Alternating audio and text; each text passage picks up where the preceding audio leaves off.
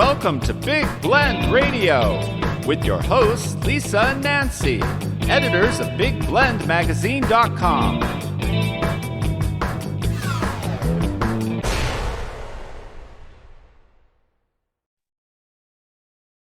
Hey everybody, welcome to Big Blend Radio's new third Monday food, wine, and travel show with the International Food, Wine, and Travel Writers Association.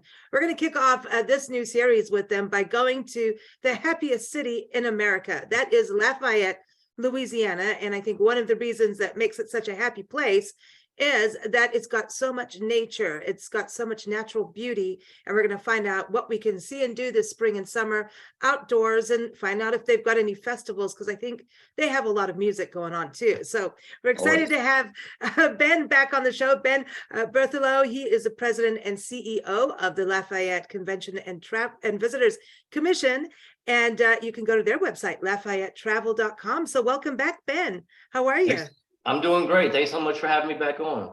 Hey, this is exciting because right now, Nancy and I travel full time, and we are surrounded by over 8 feet of snow. Like not 8 feet, it's like wow. We're in Wisconsin, and I'm going, I'm cold, and all I can think about is like Louisiana's got to be a little bit warmer. I understand snowbirding now. Yeah, well, it's funny because we've been in the 80s the last few weeks, and we've got a little cool front, and it dropped down to about 48 this morning, and so we're enjoying that one last little cold front before the spring fully gets here. So spring has got to be beautiful where you are. One thing I love is about you guys have all the bayous and all the wetlands and marshes, which is cool because you've also got all those swamp lilies, all those lilies out there, those flowers. No doubt. Louisiana is known as a sportsman's paradise, and certainly here in Lafayette Parish in our region, we have a lot to offer on the outdoor side. And I think, during COVID, we all realized how important that was. And we've always featured and focused on our outdoor activities, but it became more important, obviously, during that time frame. But just about 15 minutes down the road, we have the largest swamp in North America, which is the Atchafalaya Basin, which is really beautiful. The interstate flows right through the basin. So when you're driving into Lafayette for about 18 miles, you can see it. And then ideally, when you get to Lafayette, you can go to experience it. They have great birding and kayaking, canoeing, swamp tours, great fishing. And so that's something we're very proud of. And it's a great opportunity to get outdoors. And then in St. Martin Parish, you have Lake Martin, which is another great opportunity for kayaking and birding. And they have a great little bird sanctuary there. And people come from all over the world to experience our great birding scene there and throughout the region.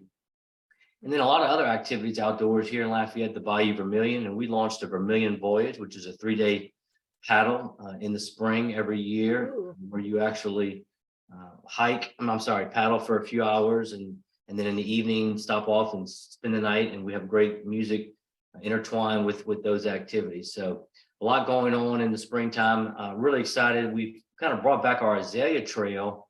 We've been known for our azaleas for many, many years. It was actually one of the first tourist initiatives, probably around the 1950s, that was launched by the Chamber of Commerce.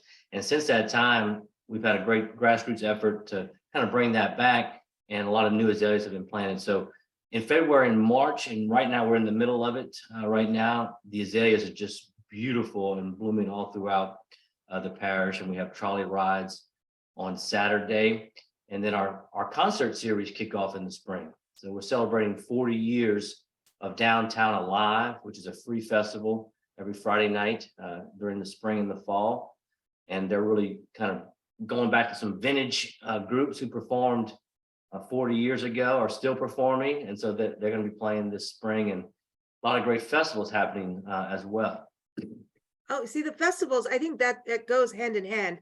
You want to go do the nature bit, go out in the mornings, Right. go, paddling, canoeing. I think one of the things that I like is that you do have tour companies that will take you out in the swamps. And I know you've got companies that will take you out kayaking and canoeing, because if you haven't been to Louisiana yet, it's good. It could be a little different than where you're from if you're a beginner. And my very first kayaking experience was in Louisiana in a bayou, Yeah. And that was interesting. You could see birds. I mean, the bird watching from a kayak, it was really amazing.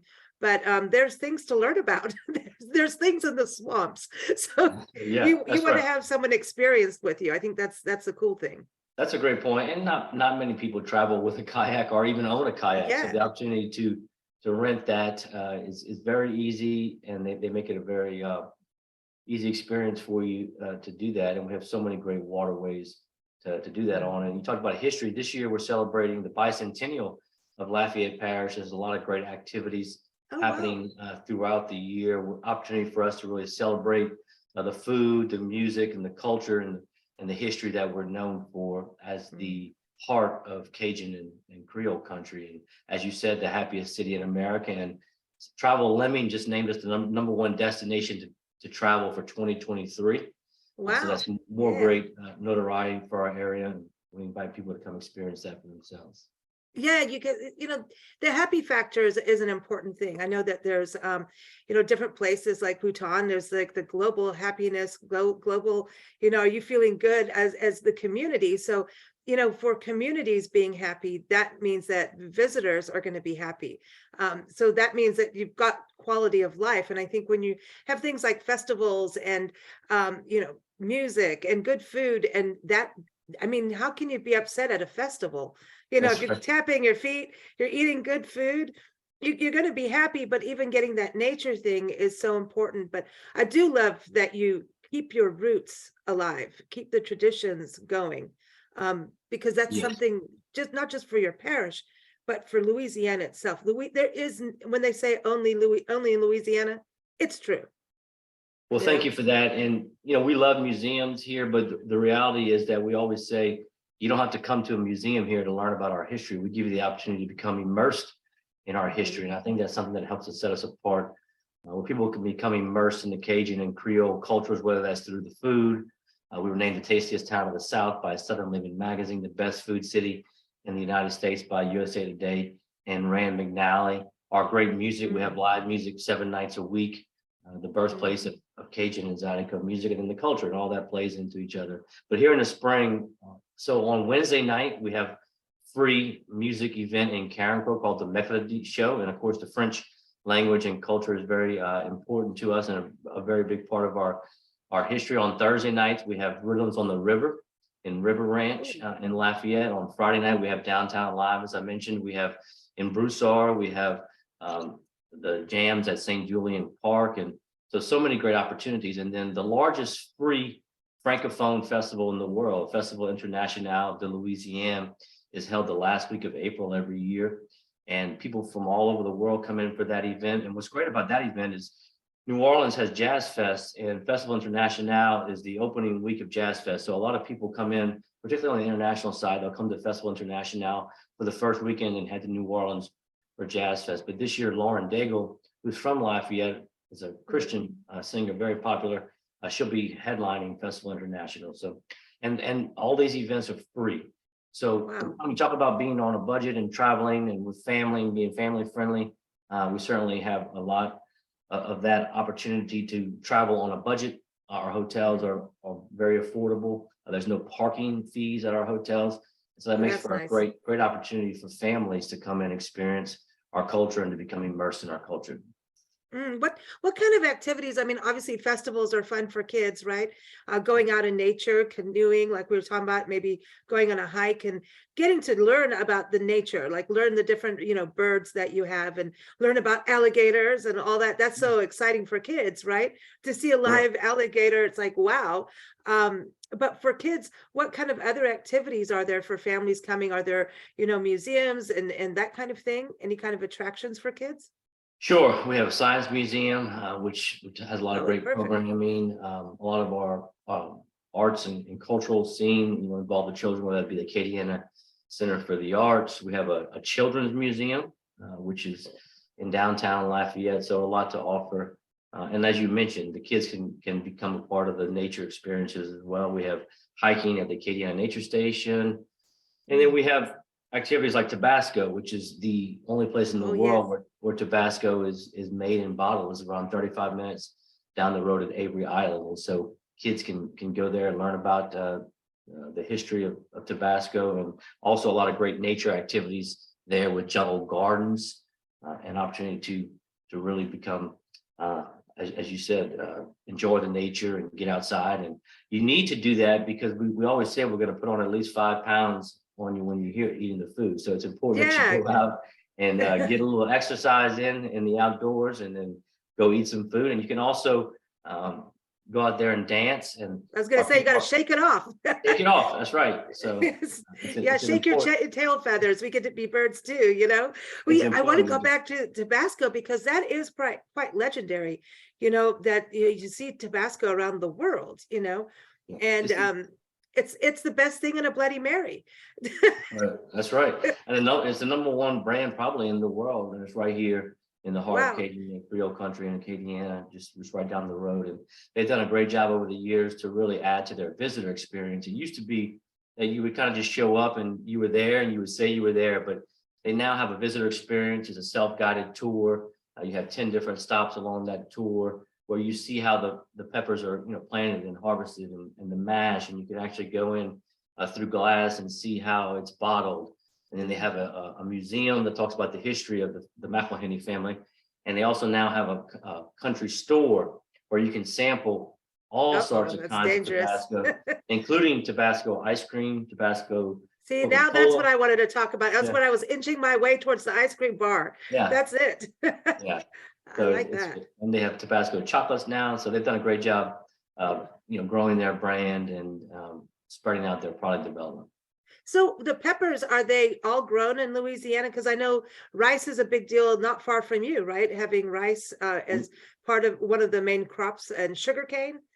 Yes, we have a lot of farming, and we actually have attractions where you can go and see. You can, you know, you can see the power of the rice is one of our largest industries here in Acadia Parish, and they have a rice festival every fall for many, many years. But what's interesting is that the rice fields are used to harvest the rice, and then out of season is what's used for our crawfish to harvest our crawfish. And so you can actually go now, and there's excursions where you can go and catch your own crawfish, and then cook your own crawfish and eat your own crawfish, obviously, and they combine that with live music. And so that's when I say you have the opportunity to become immersed in the culture. It's not just going to a restaurant and eating some of our great boiled crawfish, but you can actually harvest it yourself and go through the entire process, which is great for families and students as well.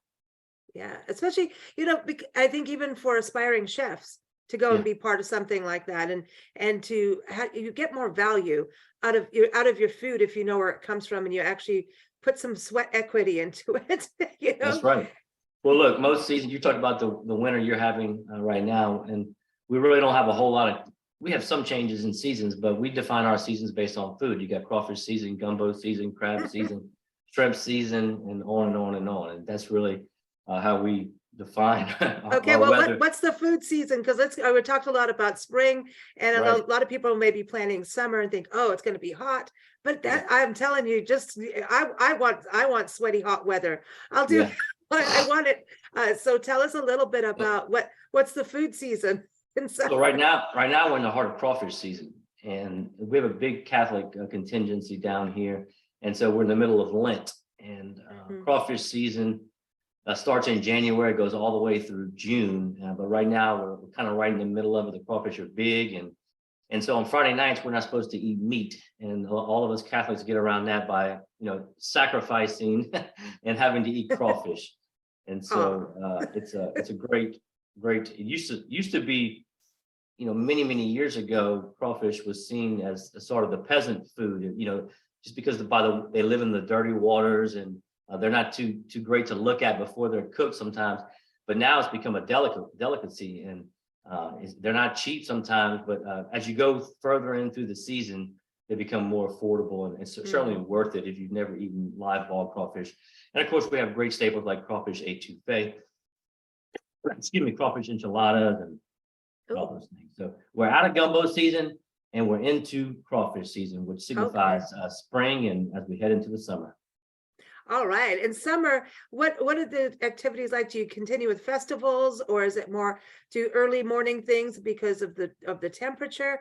To me, the temperature, I'm cool with that. But you know, some people may go, okay, it's going to be too hot to be in Louisiana. I don't know. We always end up in Louisiana smack in the middle of summer, and I'm like, Right. yeah, I like it. Well, the festivals slow down a little bit during the summertime, just with with the weather. But you know, when you're outside and outdoors enjoying the activities on the basin or anywhere, you have a breeze, and so it's certainly I wouldn't say too hot, and you know, it cools down throughout the day. But you You know, the got that ice food, cream. You see, you got the ice ice cream. cream. That's the time you eat your Tabasco ice cream and snow cones, or a Yeah. little drive-through daiquiri. Now we're talking. We got to get to the drive-through daiquiris. Listen, there's nothing like it. I mean, and you could get them in those big gallon jugs. I mean, That's right. I've, Yeah, I've had my fun with that. that's right. And then, you know, as you're when you when you get warm, there's plenty of opportunities to cool off, jump into the water, Mhm. and you know, go water skiing, you know, go fishing and all Okay. those things. So Yeah. lot to do.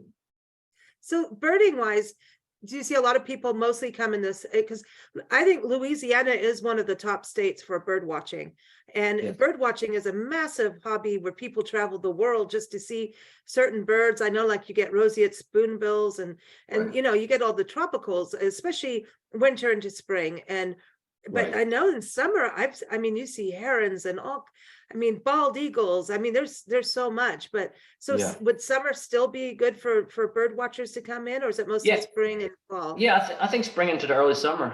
You know, you Mhm. can see a variety of different birds, as you mentioned. You know, the eagles on in the basin, and so many types of different species. And it's something that we kind of, I guess, take for granted a little bit. But there's a niche of people who really enjoy doing that, and certainly our area Mm. has a lot to offer in that regard. Now, are you part of the National Heritage Area for Atchafalaya? Yeah, yeah, yeah, yeah. Yes, yes, parts of our You want area. to Yes, pronounce yes. that for me again? Atchafalaya.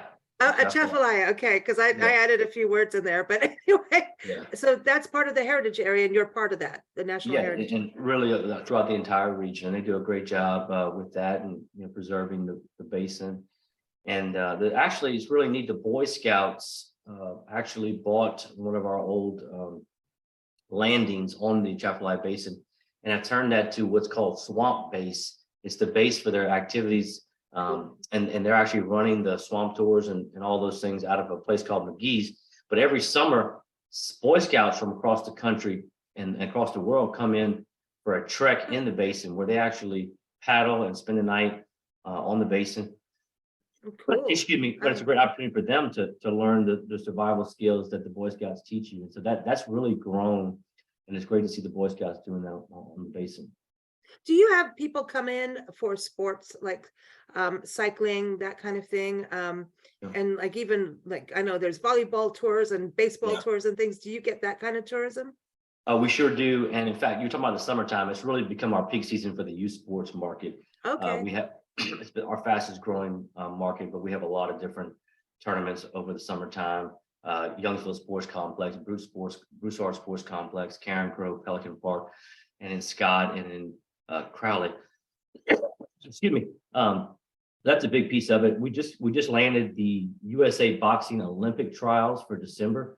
Oh, So wow. sports continues to be a fast growing piece of our business. But I wanted to mention, you talked about biking, and every April we have something called Cycle Zydeco, which is not what you would think, it's not like the Tour de France where you have professional bikers. It's what we call a festival on wheels. So you actually get on a bike in the morning, and it's more of a leisurely tour, and you bike throughout the morning, and you stop off, and you have, let's say, live music, and you enjoy a cold beverage and maybe some boiled crawfish, and then you get back on the bike in the afternoon, and you take off again. So it's a leisurely biking It's wobbly. event. Yeah, so It's wobbly. it's a festival on wheels is what they call it. And that is really a neat event, and people all across the country come in for Cycle Zydeco, which happens in April. And we actually had Bernard Hinault, who's a very famous former Tour de France winner, as our captain several years ago, and he really enjoyed it. And so that goes back to the French connection that we have. Yeah. I was gonna say, because you think about your region is you've got Cajun Zydeco, but you've also got, the French connection is really deep, right? Do you have Spanish roots as well? Yeah, Like a up in lot, the a lot north? of different, what we call it's a melting pot of different cultures that came here, but 25% of our people in Louisiana still speak French. And we have French tables or table française, as we call them, where whether it be breakfast, lunch, or even dinner, we had that on our website. So if you come in and you're trying to learn French, or you just want to hear people speaking French, you're invited to go and sit down with them at their table, and you can just listen, or you can speak.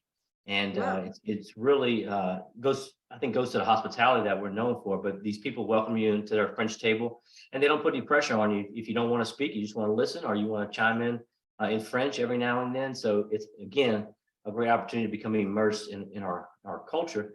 And the French heritage is a big piece of that. We have our wayfinding downtown features both English and French in the signage.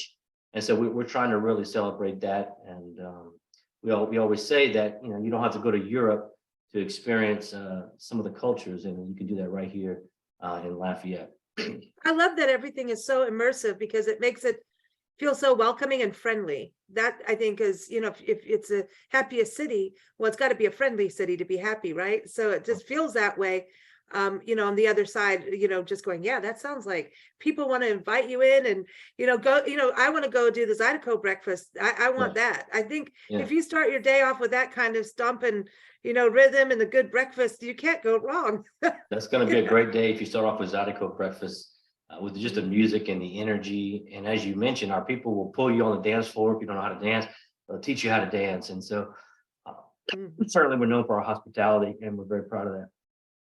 That's the thing too. I think with you also being a college town, that's the other part that brings in so much energy. There's something special about college towns because it is about learning for all ages, right? And it just has this other, I don't know, let's get out there and have a good time.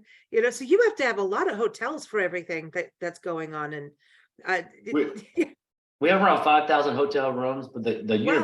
University of Louisiana, the Raging Cajuns, which is the only mascot in the country that is the Raging Cajuns, the one and only. In fact, we're going to be playing in March Madness. Our basketball team just made it to the NCAA tournament. But having a college town, and Travel and Leisure named us the #2 college town in America recently. But it adds a certain energy and a certain vibe, as you said, and our university is right in the heart of our campus. And actually, excuse me, the pollen in the air here. I know. See, I'll give you some snow. I know. Yeah. I know. The pollen's getting to me. But we actually have a swamp in the middle of our campus and alligators in the middle of campus. So it's pretty No unique. way. There's probably not many campuses in the country that have a swamp right there in the middle of it called. Oh, that is cool. Okay, so now you make me want to go back to school. That's cool. Yeah. What else? Also, you have that many rooms, and that's cool because families coming in and out. You keep talking about all this live music, and I know you've got theater as well.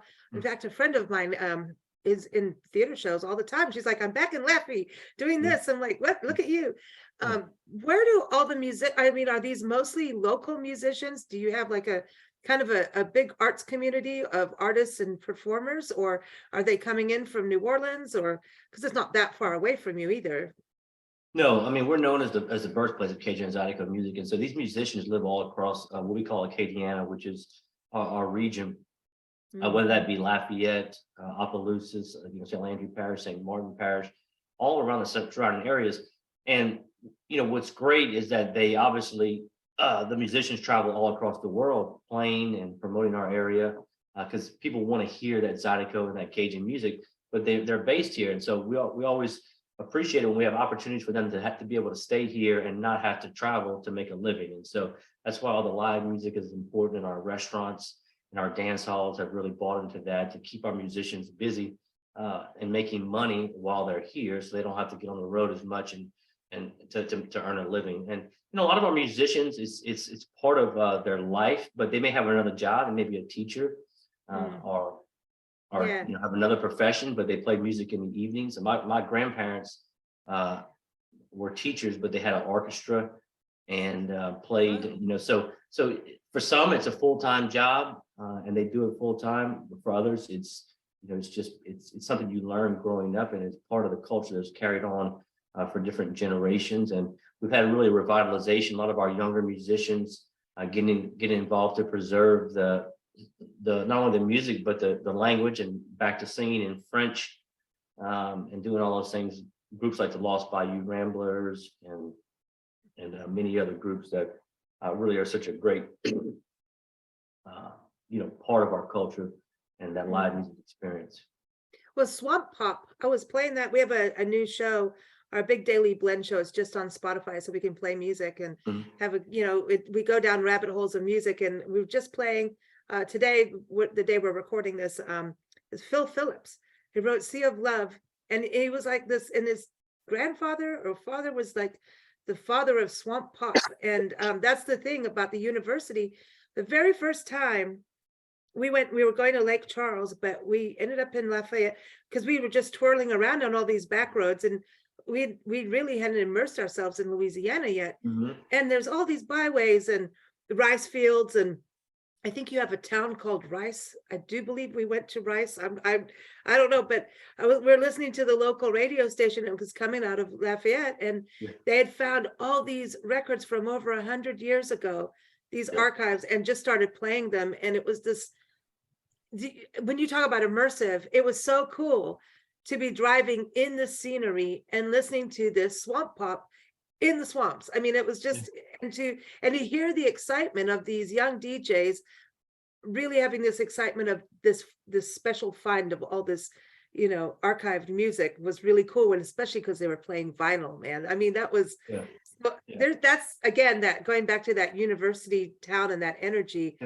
That was our introduction to Louisiana. That was cool. That's a great story. I'm glad you got to experience that. We actually have a playlist on Spotify, Lafayette Travel, and cool. Some of the great music. So I want to invite your listeners to download that. And we update it throughout the year. We have a weekly playlist that comes out as well. Oh, we're gonna have to do that because you're gonna be on our daily blend show as well. So we always play our interviews on that show. So we'll play a couple tracks from that. So I'm gonna have to go. Yeah, I know what we're gonna be playing when we come back through, so we can get used to and get into the music. I was talking about this on another interview the other day about Louisiana music and Cajun and Zydeco. Some of the performers we've watched, Goldman Thibodeau, if I'm saying that correctly, Goldman Thibodeau. And he's an elder, and you can see his whole family come in. Little kids are part of it, doing the rub board and things. But then you see some of the younger generation come in using the Cajun and Zydeco music as their basis. But then they started adding like little bits of rap to it, and it's like this. Louisiana has this balance of keeping the old tradition, but also being able to move forward and progress with current sounds, which I think is really cool. To keep the flag going. It's no different thing with cuisine, where chefs put their local spin on it. Same thing with music. You obviously have your base and your history, but our musicians continually evolve. And as you said, the younger generation, when they come up and they sort of do their own thing and make it their own. But, Louisiana always has per capita one of the highest amount of Grammy nominees and Grammy winners. And certainly our area is always a big piece of that. In the regional roots category, we had several nominees this year, and we'd love to be able to show off that music. We're going to be in South by Southwest in Austin. Sweet.